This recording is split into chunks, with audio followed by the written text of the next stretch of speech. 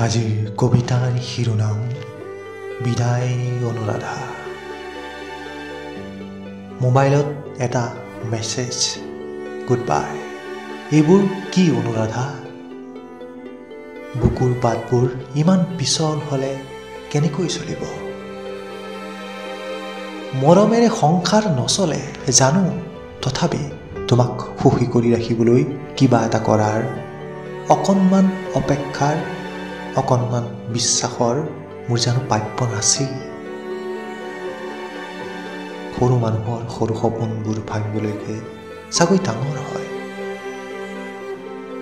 কোনে ভাবে, কোনে জানে, দেখাত ফুলৰ দৰে কোমল প্ৰেমৰ পাতবোৰ আচলতে কাইটিয়া।